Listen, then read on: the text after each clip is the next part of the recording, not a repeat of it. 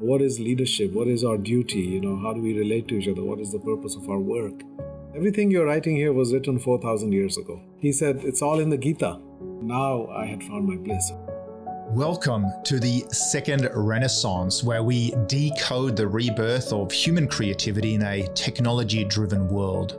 In this second season, we explore how sustainability is elevating our human consciousness and catalyzing us to create within constraints. We decipher why now is the biggest entrepreneurial opportunity since the dawn of industrialization and what leaders can do to harness these winds of change. I'm Anders Sorman-Nilsson, global futurist, impact champion, and father, and your host for the second Renaissance. Opening up our second season, we're speaking with Raj Sisodia, who is the author of Firms of Endearment, Conscious Capitalism, and the Healing Organization, and is the co-founder of the Conscious Capitalism movement. He's a distinguished professor of global business and Whole Foods market research scholar in Conscious Capitalism at Babson College. Raj and I discuss everything there is to know about conscious capitalism and why entrepreneurs now have the power to heal both people, planet, and profits. Raj shares vulnerably about his own journey of healing and awakening, how to identify your purpose, ayahuasca, the elevation of human consciousness, and how to create soulful businesses. I loved listening to Raj's sage wisdom, and I trust you will too. Raj, welcome to the second Renaissance. Thank you, Anders. I missed the first one, so it's good to be at the second one. Yeah, it was a little while back, and but I think what we're seeing, at the moment is that plagues, pandemics, big social upheaval tend to lead to some kind of rebirth, or as the Renaissance is known etymologically, it is a rebirth or a revival of both old ideas and maybe new ideas, and you're certainly a master of some new ideas and maybe also some traditional wisdom based upon my readings of some of your books. I came across your work, back in the late 20noughties, I think just at the time of the financial crisis or just before it hit. And I was just fascinated by this gentleman who was writing about, these firms who put stakeholders essentially first, and tell me if I'm bastardizing the book, but and just by focusing on stakeholders, they in fact were outperforming their competition. Can you just sort of lay the foundations for what was your Eureka moment to realize that business can do good while doing well? Yeah, so I had been a business professor at that point for about 20 years. I think I started teaching in 85. As a marketing professor. And, I had come into this profession somewhat accidentally. I didn't have a dream as a child of growing up to become a marketing professor. I don't know if very many children do. But I discovered when I was finishing my MBA in Bombay one day that a bunch of my friends were going to the US Information Agency to get GMAT applications. And I said, why? We already are doing our MBA. They said, we want to apply for a PhD in business. I said, I didn't know you could get a PhD in business. So give me 5 minutes, I'll go with you. And so that's how I ended up getting the applications and ended up at Columbia University. And suddenly my life took a different turn. But since I did not come into it with that sort of lifelong passion around business or marketing, I had a bit of an outsider lens with which to look at it. And I had also come from a very different context. India in the 70s and early 80s was a very sort of socialist democracy and a very controlled and closed off economy. And when you come to New York in the early 1980s, it was the Wild West of marketing. And it was almost overwhelming, like a tsunami of marketing. So I started to see all the traditional ways in which business operated and how marketing pervaded our lives. And I soon started to ask the question, how much are we spending and what are we getting for all this? And the answer turned out to be a lot and not much. That we were spending $1 trillion a year in 2004 when I did the actual analysis on that question, which exceeded the GDP of India by 300 billion. So the GDP of India was 700 billion that year. Oh. 1.1 billion people were living on less than what we were spending here on ads, coupons, and junk mail. And I said, something seems wrong about that. And then what are we getting for that? Is society benefiting tremendously? And I found, well, no, actually, there's lots of negative consequences from all of that aggressive marketing and therefore overconsumption of many things that are not making our lives better. So the impact on customers, the impact on companies, and the impact on society, all of them did not seem to be very high on the positive side, and there were significant negative sides.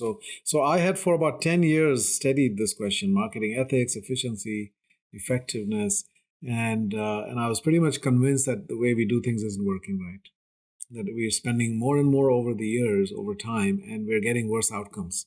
Customer loyalty and trust had plummeted over the 3 or 4 decades before then, while spending had skyrocketed. And so everybody else is doing less, doing more with less, and the marketing function, in a way, we were doing less with more. So I did a book called "Does Marketing Need Reform?" We asked a bunch of scholars. We had an event in Boston, a conference, and then a book. And pretty much we all concluded, yeah, this needs to be changed, reformed.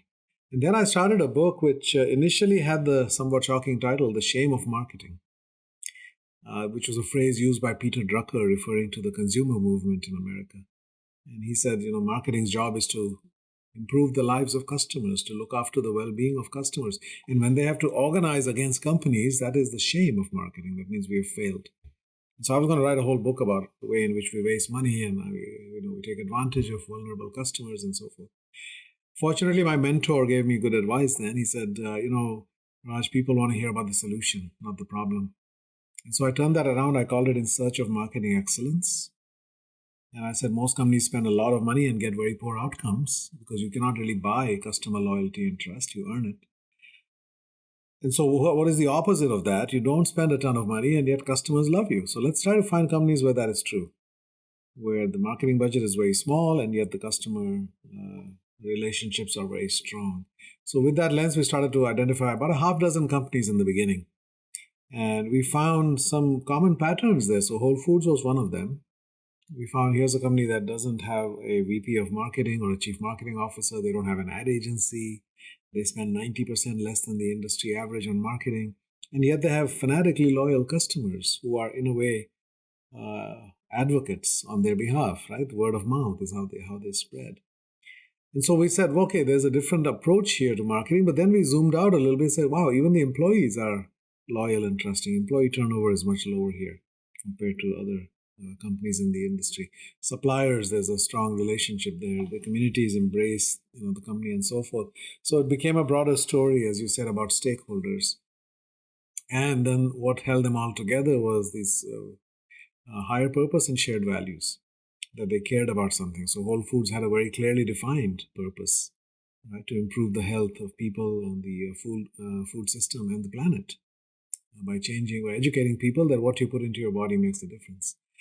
So the idea of having a purpose and having stakeholders, that kind of emerged out of that. And then we started identifying more companies where these things were true. And we also discovered the leaders were different and the cultures were also different. People loved going to work at these companies.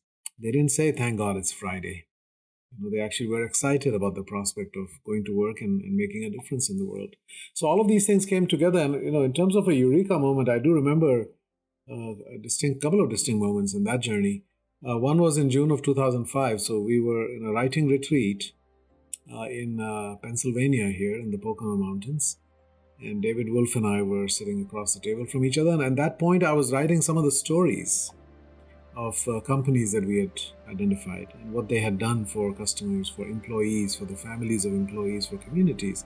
And I suddenly found myself unable to see my screen because I had tears in my eyes.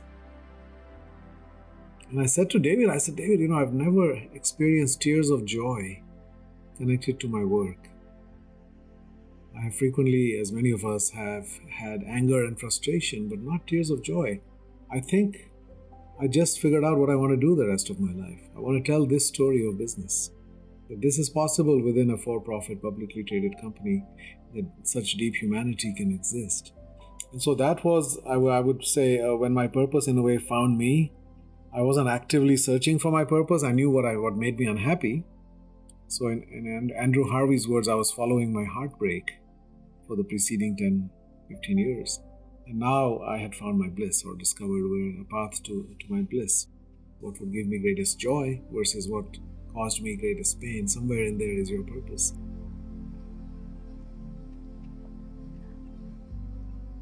And then fast forward about 6 to 8 months later when we finished our research, and then we did the financial analysis. because we didn't select these companies based on financial performance. We simply selected what we said were going concerns. They were not under the threat of bankruptcy, but there was no other financial criteria. And we selected them based on these other criteria, the four pillars. And then we did the analysis to see how they had performed for their investors. And we wrote down our hypothesis. We said, they're paying their people, frontline people, much better, in many cases double, like Costco compared to Walmart. They're investing, they're providing much better benefits, like healthcare, in Starbucks. They are investing in the customer experience. They're paying their suppliers well. They're investing in their communities, investing in the environment. And they were paying taxes at a much higher rate. So I said, okay, maybe returns to investors are good, but nothing phenomenal because, of course, you're paying all these other people well, right? So what we found actually was these companies had outperformed the market by a 9-to-1 ratio over a 10-year period. That was stunning to us. And we said, how is that possible? Like, are they printing money in the basement? Like, what's happening? There is no free lunch, right? We were told. Well, it turns out that's not true. That when you align everything together, business becomes this incredible flywheel of value creation, and it just feeds on itself, right? With happy customers and happy suppliers and happy employees. I mean, they all connect to each other, and that results in economic growth, but it also results in many, many other benefits as well. And so that became another Eureka moment for me. That, wow, this is not a story about which road do I take? Do I take the high road that leads to purpose or the low road that leads to profit? It says you don't need to make that choice. Profit and purpose are not a trade-off, that they in fact can go together if you think about it the right way, right? That you can integrate these polarities. And that's become a big theme of my life, these so-called or versus and beliefs that we have, right? We can actually find the higher ground where we can integrate both sides of that polarity. So those were some, and then I had some that came later, which we can talk about. Well, there's always this myth, right, that, business is purely existing really for, the profit motive, and that, this sort of triple bottom line, or the 3 Ps of, people, planet, and profit.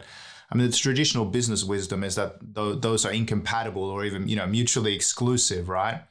And that's been part of our linear economy of sort of take, make, and waste. I mean, how does it reconcile? Is it the fact that workers are more engaged and thus creating a ripple effect of great customer service, and thus in the case of Whole Foods, for example, that customers become brand advocates as a result, and you create this sort of virtuous loop? Or what are the mechanics? Because when I'm hearing higher taxes, and when I'm hearing paying your staff even better, not just a minimum wage, but of course a living wage, etc. I mean, the sort of hobby economist in me goes, how does all that stack up? Sounds like voodoo economics, doesn't it?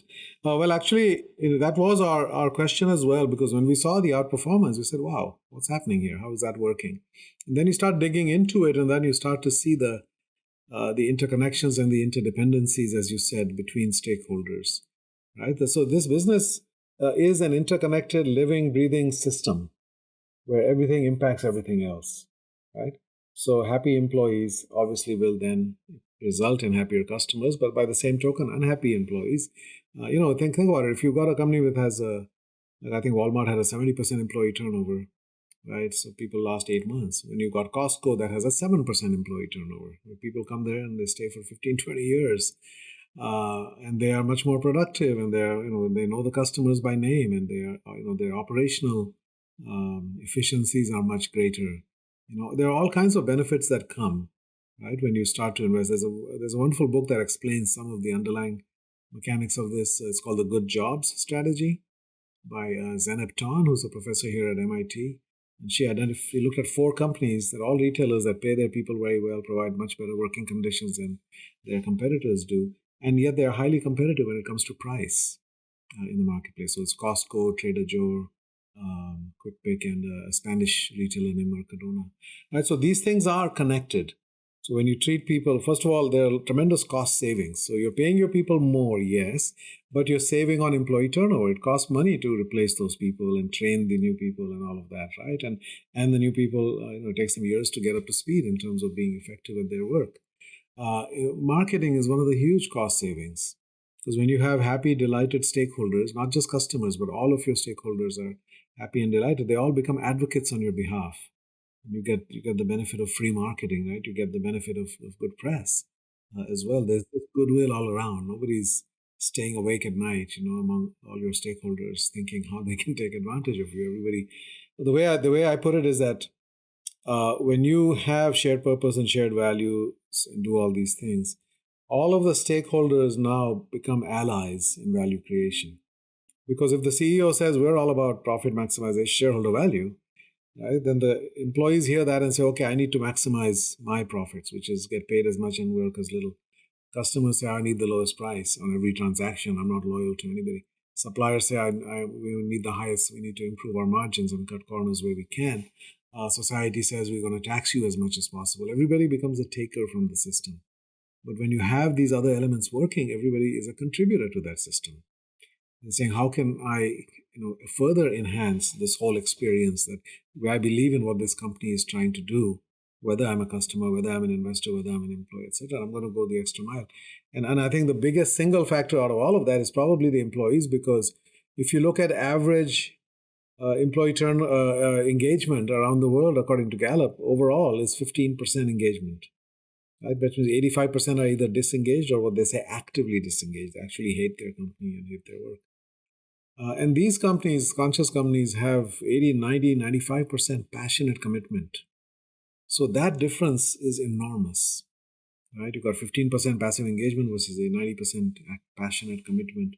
Because ultimately, people make all the difference, right? Every company runs on human energy, not physical but energy, but creative and caring energy that people are able to bring. And that, you get all of that in tremendous discretionary effort and impact coming from people. And there's much less friction in the system. You're not wasting money trying to get people to do things that are against their own better natures. I find it fascinating, and I find that there's so much sort of combination of, both sort of old school wisdom, traditional wisdom in what you're saying, but it has such a modern application. I remember doing some consulting in Japan a number of years ago for a pharmaceutical company over there, and I was introduced to a concept that the Japanese call ikigai. I'm sure you've come across it, and from Okinawa originally, and it means life's purpose. So probably right up your alley. I mean, the French would call it a raison d'être, or reason for being in Australia. And it's this wonderful overlapping sense that we can focus on doing what we're good at, doing what we love, doing what feeds our families, makes some money, but also importantly what the world needs or what's good for the planet. And it just feels to me, not just sort of the zeitgeist and the emotion and what I'm observing, but also, I see the likes of Wall Street and Larry Fink of BlackRock and, all of these companies moving towards ESG reporting. It feels like, the sort of time has come for, firms of endearment to continue to shine, and certainly for all of us to sort of embrace this moment of conscious capitalism. Do you see that, or is there a feeling or a sense or an observation that you have that kind of goes, yep, now is the moment, and maybe even the pandemic accelerated it? Yeah, I think so. It actually felt like that even before the pandemic. 2019 felt like a watershed moment because of a few things that came together. The Business Roundtable, which is the largest business association of the largest companies in the US, issued their revised statement of the purpose of business, which used to be all about economic value. That's the primary purpose is this. Now they said it's about creating value for all stakeholders, taking the long-term view and having your own purpose and so forth. So they pretty much adopted the language of what we talk about in conscious capitalism. And so that was a big deal. And then Davos had their Davos declaration that year around stakeholder capitalism. And as you mentioned, BlackRock and Larry Fink had been talking about this for a number of years. So it felt like, I was actually in Europe, in Berlin, in late 2019, and we were in the shadow of the Berlin Wall. I mean, our hotel was literally next door, and it was 30 years after the Berlin Wall had come down. Right? It was November of '89, and we were there, I think, October of 2019. And that, I think, was a significant it's a metaphor in a way. Because think about the world before the Berlin Wall came down and what changed the next morning. Right? Suddenly the world was different. Nobody had predicted that this enormous change could happen so suddenly and so without a gunshot being fired. And suddenly we had a rising consensus around freedom, free markets and free people as the way to organize. I think something similar, our Berlin Wall moment, may be upon us in a way, where suddenly the paradigm shifts. And whereas we had seemed like a fringe idea before, and the dominant paradigm was deeply embedded, suddenly now the paradigm has shifted to the degree where one would be hard-pressed to make the case for the traditional, narrow, self-centered view of business. Right? You're going to get up and make that speech, and people are going to say, but what about this? What about that? Right? So the idea of not having a purpose, the idea of not really caring about the well-being of your customer, employees and their families and so forth, viewing them all as means to an end. I think that idea is fast passing from the from the consciousness. Now, I think there's always stickiness to old systems and old ways of doing things. I think business schools are still in a way holding back or holding us back. Many of them are, because they're still teaching according to the old textbooks and the old theories. Bad theories can destroy good management, and we're still wedded to many of those bad theories. But I do feel like we are in the midst of that tipping point transition, where we are now, the questions that I'm getting no longer are, what is this and why is it needed?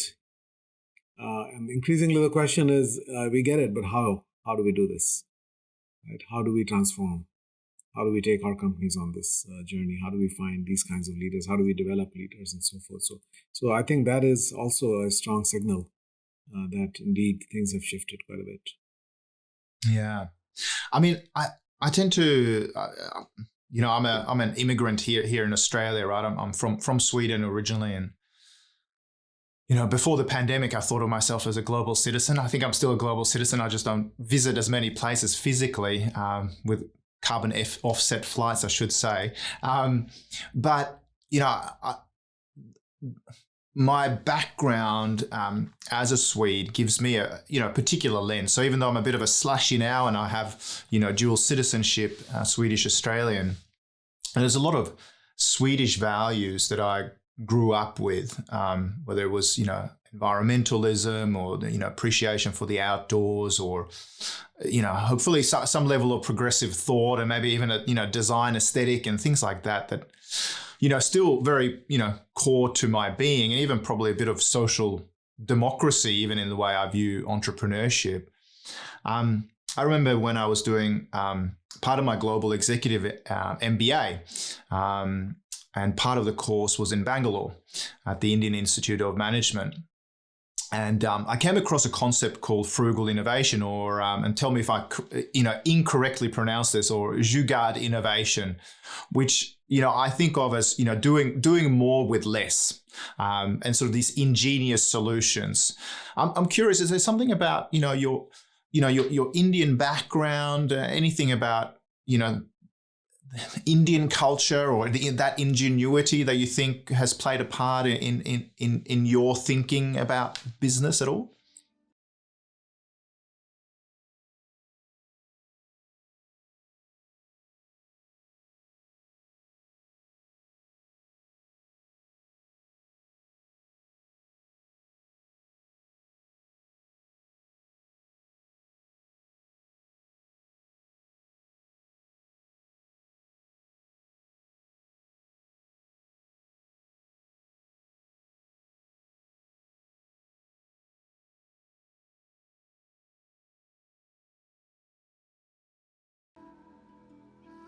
Now, in all those years, I did not really connect to the spiritual dimensions of India.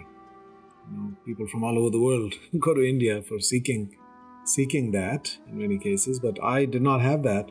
In fact, I went to a series of Catholic schools, because most English language schools in those days were run by missionaries. And so they were teaching the Bible, and later on they were teaching some version of ethics, but not. And at home, I wasn't getting any of the Indian wisdom. So I grew up with none of that. And it was not until I was literally in my late 40s that for the first time, my sister gave me a book to read when I was bored and had nothing to do once when I was visiting my parents. And that kind of started my exploration about spiritual things. It was something called the Art of Living, which is a movement started in India, in Bangalore actually. That's where it started, but now it's in like 150 countries and all that. And so that kind of started my curiosity, and then I was writing Firms of Endearment at that time, and I think some of that consciousness started to seep into that in a sort of implicit way. But then when that book came out, and I was in Bombay again for my 25th MBA reunion, and the book was not yet out, in actual print form, but I had a pre-publication galley, and I gave it to my professor there, who had been one of my mentors in my MBA program, and he had taught us strategy. And I said to him, Dr. Shrikant, I really want to know what you think about this book, because everything else I've done comes from the head, but this book also comes from the heart. And the next day I went to see him, and he said, Raj, normally I go to bed at 8 because I wake up at 4. But last night I was up until 11 reading your book. And I said, wow, that means a lot to me. He said, yes, I'm enjoying it. But as I read it, I realize it's nothing new.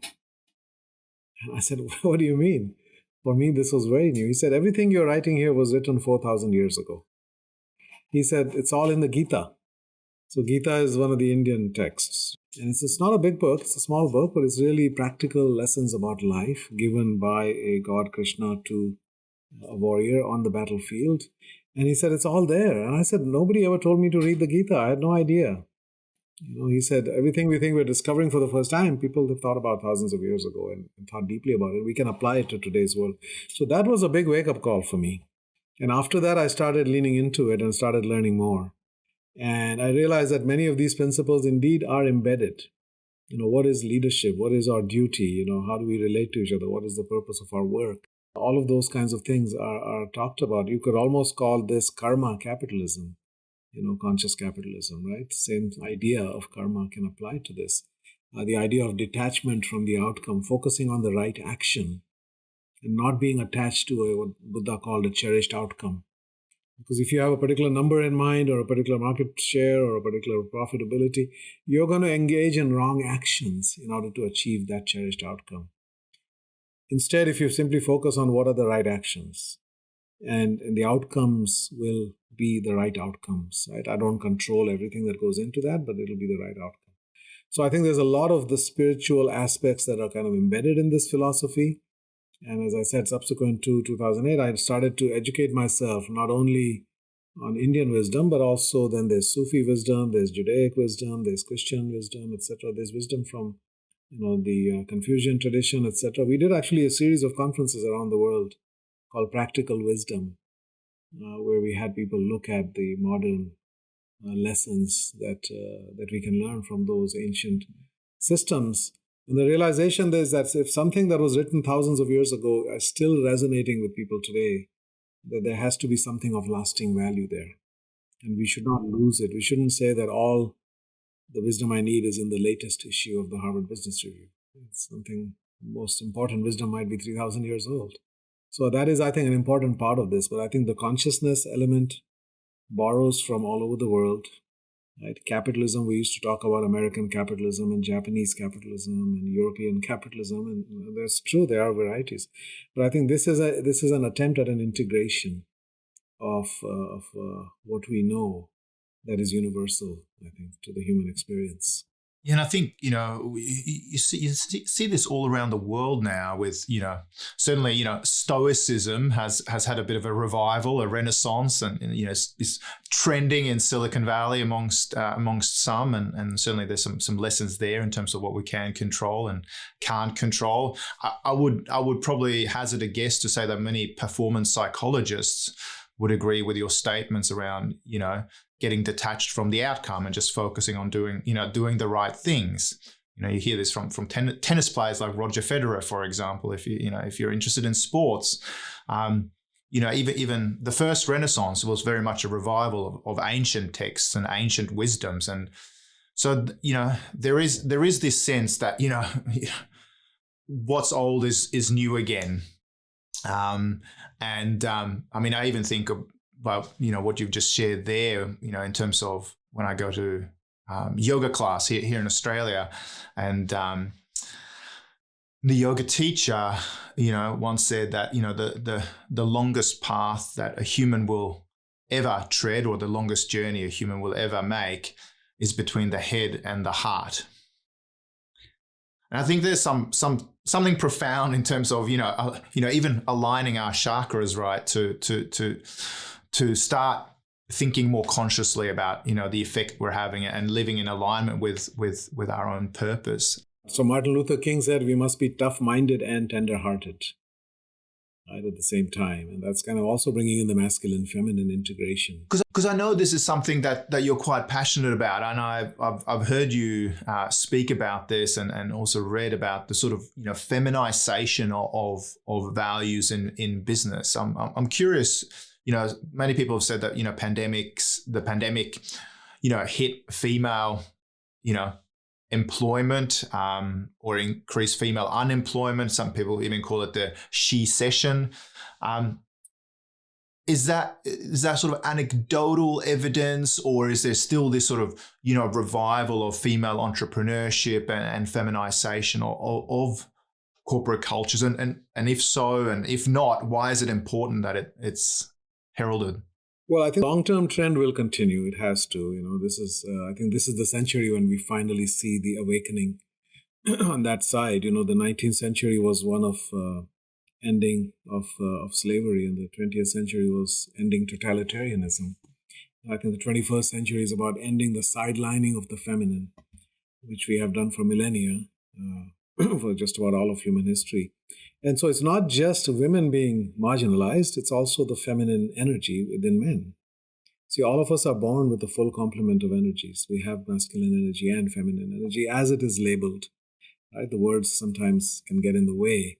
But we have that, but we have systematically suppressed nurturing, caring, compassion, etc. They've been seen as signs of weakness. And that in order to succeed in the world, and our human history is rife with wars, and the world there was a harsh place, and it did kind of overdevelop in a way the aggressive hypermasculine side. But we're not in that world anymore. In Europe, leading up to 1946, European nations fought 1,200 wars with each other in 600 years, right? An average of 2 wars per year. And since 1946, there have been 0 wars between European nations, right? So we are in a different chapter. And so I think we see it actually, Scandinavian countries have much more of the so-called feminine values that are driving society, whether it's the safety net or whether it's emphasis on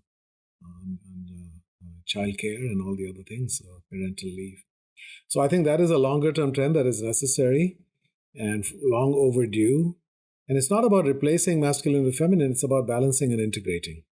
It's about saying we have had a hyper unbalanced system for a long time. And when we have a complete absence of the feminine in the body politic as well as in the world of business and commerce, then the healthy masculine, which is about discipline and focus and results and structure, it can become the hyper masculine, which is domination, aggression, competition, hyper competition, winning at all costs. We need to balance that out with the healthy feminine. Love and caring, compassion. So my observation had been early on in this journey after writing Firms of Endearment, which, by the way, I had an interesting experience just before the book came out. I was teaching for a German company named Siemens, an exec ed program in New Jersey, and on another book of mine called The Rule of Three. And at lunch, one of the participants asked me, "So what are you working on now?" And I said, "Oh, I'm very excited. I have a book coming out in February called Firms of Endearment." And he didn't ask me anything about it. He said, "Oh, I would never read that." And I said, "What do you mean?" He said, "Well, I would be embarrassed if I was sitting in an airplane reading a book with that title and somebody I knew walked by." And he said, "You probably are going to have a heart on the cover, aren't you?" And I said, "Well, the cover hasn't been finalized yet, but maybe that's not a bad idea, But it really reflected this belief that just makes you weak. You talk about these kinds of things, that love and compassion and caring. Now, it turns out those are the most powerful things in the world. People will do anything for those reasons, right, out of love. And so it's a long overdue balancing that's happening. We wrote a book called Shakti Leadership a few years ago with my friend Nilima Bhatt. where we talked about integrating feminine and masculine power in leadership. And that combination, as I said, Martin Luther King said, we must be tough-minded and tender-hearted. That combination is so powerful. So it's not only about having more women, and I just saw a tweet from Paul Polman that now women are about 30% of corporate boards. And that's up quite significantly in the last 5 to 10 years. And it needs to continue. But we are moving. The fact is that women are now 60% of college graduates across all industrialized nations. In fact, they outnumber men everywhere in the world except South Asia and Sub-Saharan Africa. And so white-collar professions are statistically going to be dominated by women, and women are finally rising into leadership.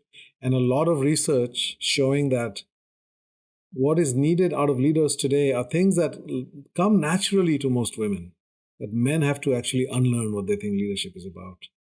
It's the empathy, caring, inclusiveness, cooperation, all the rest of it. The good book called the Athena Doctrine that had all the data, lots of data on that. So I think this is a long-term trend that will continue despite any short-term blips that may have been experienced during the pandemic because of children being at home or whatever the various reasons might be, or that they were deemed non-essential. I'm not sure what exactly are the reasons behind that.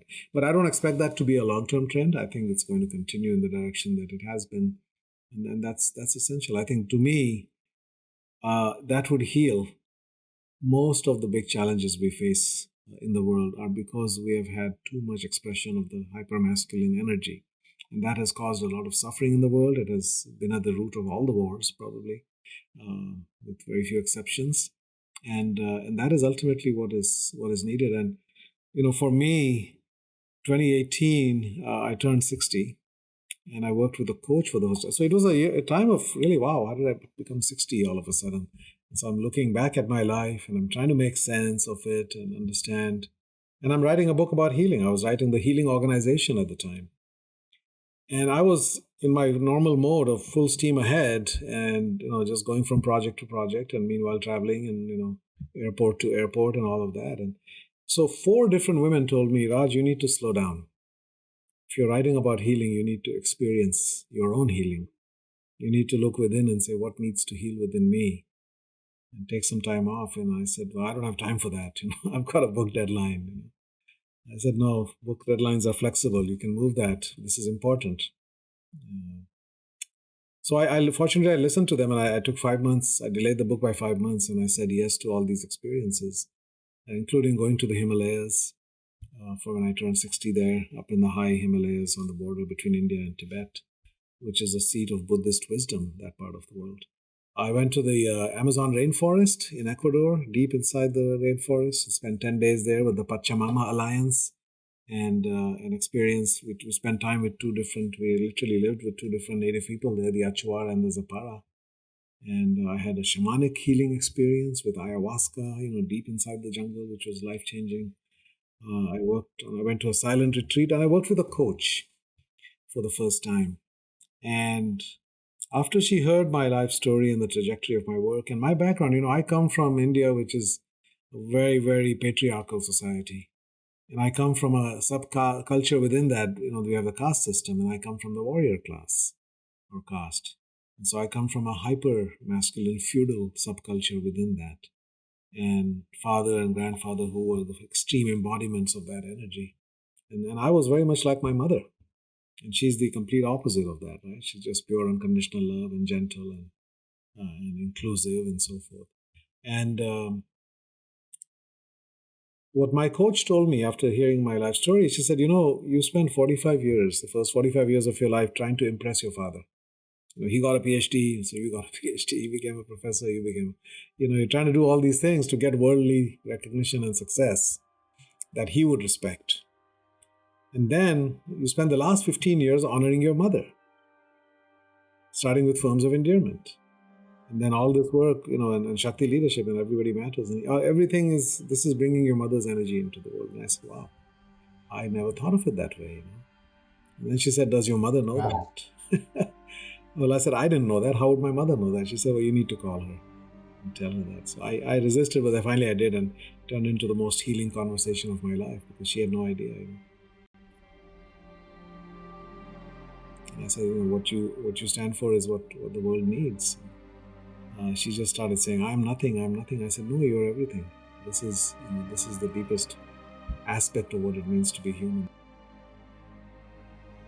To me, the whole notion of bringing the feminine forward, honoring the feminine, integrating the feminine, is not just about having more women. It's all the men whose hearts need to be opened, right? All the men throughout leadership roles who need to get in touch with that side.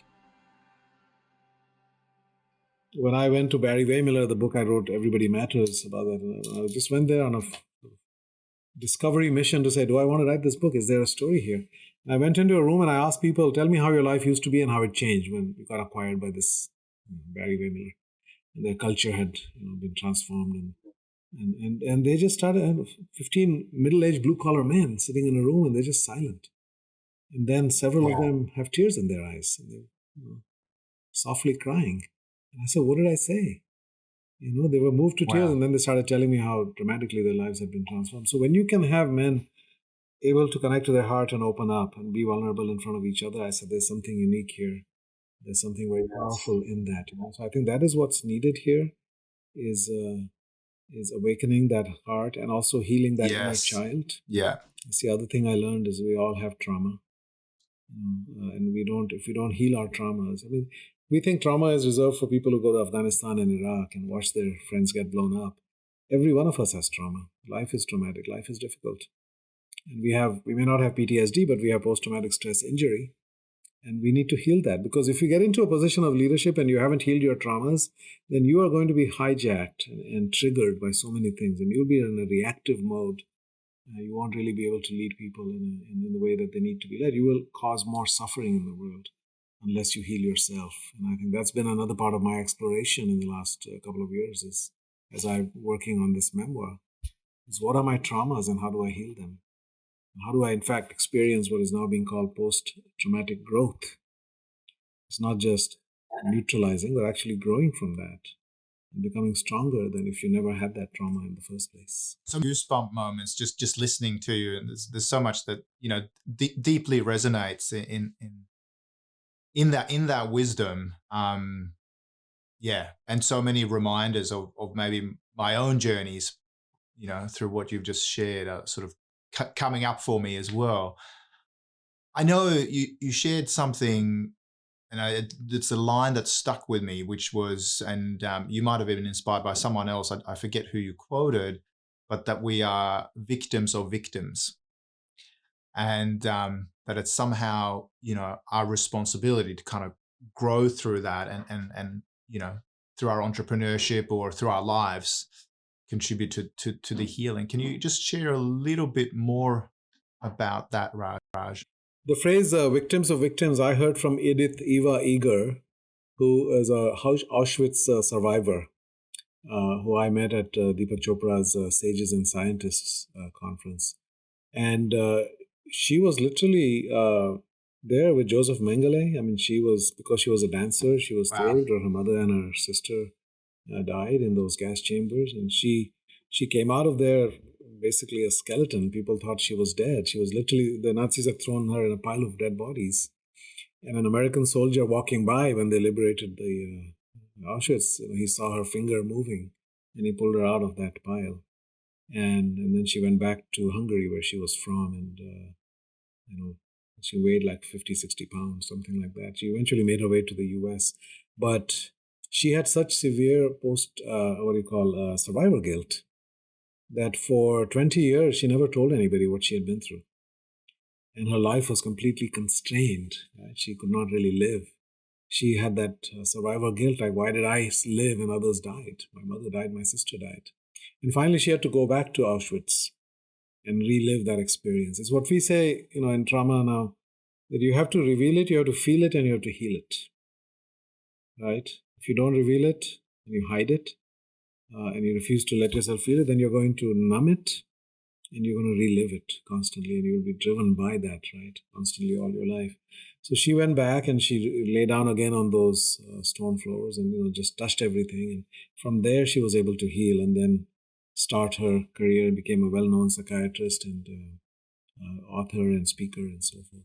But as she said, we are victims of victims. The Nazi guards who tormented us were themselves, in a way, victims, right, of the system and who they were beholden to, and so forth. And the challenge and the opportunity for all of us is to say we want to break the cycle of victimhood. Now, in my case, I had a father with whom I had a difficult relationship, but he had an even tougher father than my father was to me, right? And he was trying to pass that on in a way, right? What his father inflicted on him, he was trying to pass on to me, and I resisted, and then I said, I don't want to pass this on to my son. So that's where awareness and consciousness comes in, right? Breaking that cycle of victimhood. And I think that's what healing requires. Because unless we do that, we are going to continue to experience those traumas and be driven by them and live based upon them. So that's really, to me, a big part of being a leader is starting with this idea of triple vision, which is to say, heal me in order to serve we, and then impact the world. So it's me, we, world. And we often ignore me in the process, especially people who are service-minded or purpose-driven. We say it's all about others and all about the world, and we sacrifice ourselves in the process. Now, I used to believe that if you're living your purpose, that you cannot burn out. And some of my students challenged me on that, and they said, okay, we want to do a research paper on that question about purposeful living and burnout, and found out actually there's a positive correlation between people who are highly purpose-driven and burning out, because you get unbalanced. You pour everything you have into that and you neglect your own well-being. Right? You have spiritual well-being because of purpose, but your mental, emotional, physical, social well-being is all sacrificed in that process. Right? So we have to start by saying, my most important stakeholder is me. And that's not a selfish thing to say. That is saying that if I don't take care of myself, I cannot be of any use to others. And my friend Richard Leider, who's one of the experts on purpose, has many wonderful books about purpose. We had him on our podcast recently, and he said there is a generic purpose for all human beings, and that is to give and to grow. We are here to evolve ourselves. We have this extraordinary potential. We are literally divine beings in many ways. We are the only creatures with imagination, with free will. We have the ability to conjure up something and make it manifested in the world. Everything you see around you existed inside somebody's mind before it existed in the physical plane. Right? And so to give and to grow. So we have to grow and evolve ourselves, and then really our deepest satisfaction comes from giving, from making a difference on others. But again, if we don't focus on ourselves as part of that, we cannot do that, right? So me, we, world. And the more impact we want to make in the world, the more we have to focus on our own healing and the depths of plumbing the depths of our own consciousness and understanding ourselves at a deeper and deeper level. And that's a never-ending journey, right? They are, as they said, they are galaxies within us that we can explore in a lifetime. So I think that is essential, that combination of things for all people aspiring to be conscious leaders. Yeah. I'm thinking in this context of, for our listeners, many of which are, business leaders, and when they're thinking about, me, we, and planet or world, some of us can probably get a little bit of like purpose anxiety. If we haven't found it, I believe I'm on the path and maybe I've identified what it is. But, if people read, books about purpose, or they read, It Starts With Why by Simon Sinek, and, everyone goes, you need to be a purpose-led leader or a purpose-led organization, and someone hasn't quite found it. Have you got any advice or, ways of thinking about how you identify it? Yeah, I think, for me, the most impactful book was Man's Search for Meaning, which when I discovered it, and I discovered that book when I was, I think, almost 50, like maybe 48, 49 years old. Somebody gave it to me. Yeah. And I immediately bought Viktor Frankl. Yeah, Viktor Frankl, Man's Search for Meaning. And again, another Auschwitz survivor. He wrote that book in 9 days, after he came back from Auschwitz. And he poured all the wisdom that he had accumulated as a psychiatrist in Vienna, Austria, working with suicidal people before he was taken away to the concentration camps. But that book, I bought 200 copies and I gave to everybody I knew. My students, friends, family, children, everybody. I said, you got to read this book. It's very powerful. I think for me, the path was accidental to some degree, or I also believe in synchronicities, which is another wonderful book by Joseph Jaworski, that somehow you're guided by unseen hands towards a set of experiences, and ultimately it all falls into place, which is what's been happening for me lately, more and more things clicking in that way. But as I said earlier, it was about following your heartbreak and following your bliss. Right? What gives you pain? What gives you joy? Figure out something uniquely that resonates for you that other people may be unmoved by or uninspired by, but for you it's deeply resonant, and somewhere in there is your purpose. But I think your phrase is very apt. Even my own children have that purpose anxiety. It's like, when I grew up, nobody ever talked about purpose. I never heard the word, until I was, as I said, in my 40s. The book A Purpose-Driven Life by Rick Warren, which is, I think, the highest selling hardcover after the Bible in the history of publishing. It all feeds into or speaks to a hunger that exists in the human soul, that each of us is unique and each of us is uniquely powerful, and that there's a reason why we're here. As Mark Twain said, the second most important day of your life is the reason why you were here. You figure out why you were born, right? So I think that is a quest that once we are in that inquiry, I think then it comes to us. For me, the way I articulate my purpose now is to bring heart, healing, and soul to business and leadership so we can build a better world for all. And I think those are the things that are missing, and that seems to be my role to play and to channel that energy that I received from my mother, and I saw it modeled by her. And so, yeah, I think there are modalities, there are methods that people talk about, but ultimately it's about something touching you at a deep level. That's not fully in your control. You cannot intellectually get there. My tears, my body was telling me something when I had tears.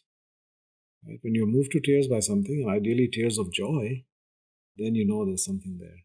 Yeah, profound. And I'm deeply grateful that you've shared your wisdoms and your journey in a very heartful and soulful way today on the Second Renaissance with all of our listeners and viewers, Raj. Well, I'd just like to share one more aspect of that, if you don't mind, which is that... please. I've got all day, so... So when I went to Ecuador and the rainforest, I went with the Pachamama Alliance and Lynn Twist. And I had interviewed her for the book, and the next day she called me and she said, Raj, you were in my dream last night, and the message was you need to come on this trip with us because you're going to learn more about healing in those 10 days than you would in years of research in a library. And so I went on that, and it was incredible to be in the rainforest with the indigenous people, absorbing their wisdom, their way of being, their connection to nature, recognizing that we don't come into this world, we come out of this world. We're as much a part of nature as a tree is, and yet we hold ourselves separate. And hence in a way, we've been killing our own mother, right, or our planet. And so that was all very, very profound. And then in the middle of that, we had an experience with a shaman and the Ayahuasca ceremony. Are you familiar with that? Yes, I am. I have not had the experience yet, but it is it's something I'm ayahuasca curious, certainly. Yes. Well, it's a pretty profound experience. They've been doing it for thousands of years. Anytime there's a significant transition or something, that they need to understand at a deeper level, they go on a journey, as they call it, a plant journey. And these are plants that exist in nature, and they are able to give us access to certain levels of consciousness.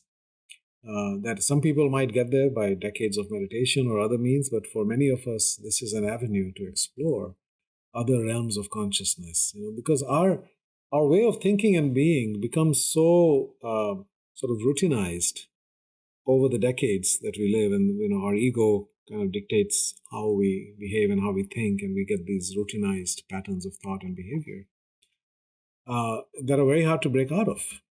And what this does in a way, as I read a book about all of this afterwards, is that it quiets the part of the mind that's called the default mode network, which is where your ego and your habitual patterns of behavior and thought reside. That part of the brain almost completely quiets.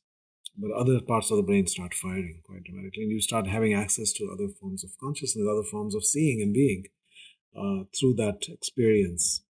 And the thought is that consciousness, you can either think about it as most people do, is that something that exists inside your head and inside my head. My consciousness is in here, yours is in there, and it's a function of your life experiences and everything else, right?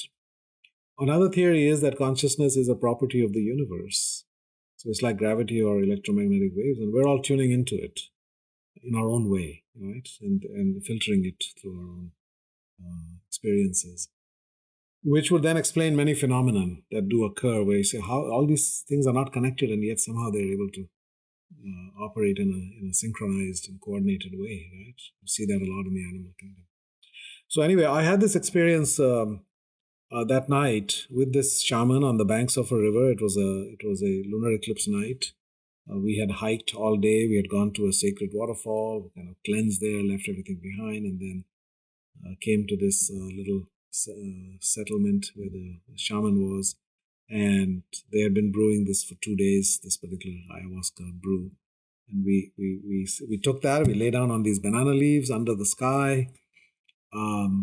And then after an hour or so, started to feel something different within us. And for me, the initial experience was one of emotional floodgates opening up. I had been emotionally blocked for 25, 30 years. I mean, the only time I had tears was when I was writing that book. But before that, I had, and after that, I had been really blocked. But suddenly, I was emotionally released. I heard a baby crying in the distance. I just started to then grieve. I had not been able to cry even when people died. Close relatives, people I love dearly. Somehow I just could not express emotion. And suddenly that all opened up. And then I started getting visions, and I'll just share one vision with you and your listeners. I had gone there to learn about healing. I said, what do I need to learn about healing for the world of business? How can business be a force for healing in the world, reducing suffering, increasing joy, promoting healthy growth? And so the message I got is that here's what the world needs in order to heal, in the world of business as well. There were 4 words floating in my vision as I lay there. And the words were love, innocence, simplicity, and truth. And they came as a pre-formed acronym. I like to create acronyms for many things. So this is the list. I was being given the list. Here's the list. Love, innocence, simplicity, and truth. That everything we do should come from a place of love. But it usually doesn't, and especially in the world of business, it does. It comes from greed, it comes from fear, it comes from ego, or whatever it might be. It doesn't come from a place of genuine love and wanting to be of service. That we are all born innocent, but at some point we lose our innocence and we become corrupted by the ways of the world. We start using our intelligence to trick others, to take advantage of others, right? Rather than to serve others. We have agendas, hidden agendas. We are not without guile, right? We are full of guile.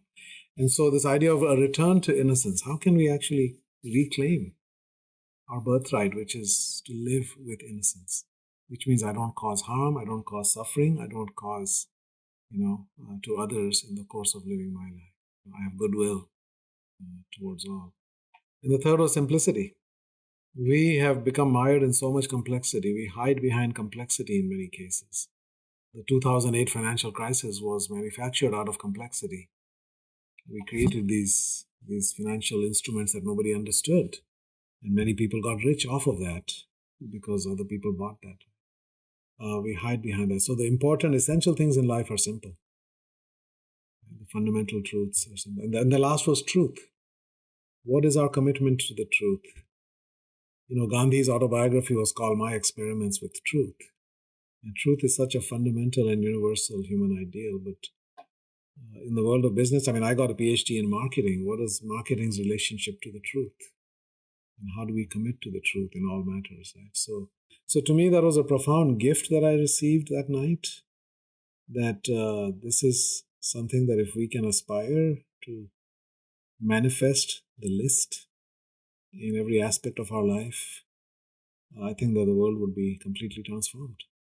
And we would not be, all the suffering on this planet, most of it is us causing it to each other. We are the only, we killed 200 million human beings in the last century, right? I mean, we're the only species that kills its own. And so all of that, I think, comes from a loss of those essential higher human attributes. We are not like other beings. We have the capacity to rise above. But very often we go the other direction. Yeah, ain't that the truth? Raj, thank you so much from the bottom of my heart, but also my tender heart, and also my tough mind. It's been a phenomenal odyssey from ayahuasca in the Amazon to the Gitas to Wall Street, and of course the future of humanity, and then the refeminization of entrepreneurial and business values. Thank you so much for being on the show with us, and I wish you all the best on your future journey of healing yourself, but also helping heal the world, and of course us humans in it as well. Well, thank you very much, Anders. I really enjoyed our conversation.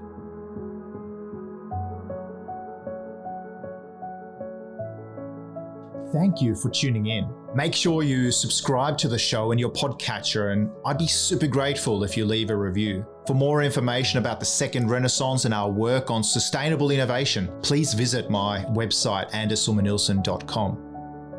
Coming up next, we speak with Simon Mannering from We First, where we decode how purpose-led businesses are transforming the nature of business, why Wall Street is waking up to ESG investing, and what Greta Thunberg can teach us about creating a brand movement.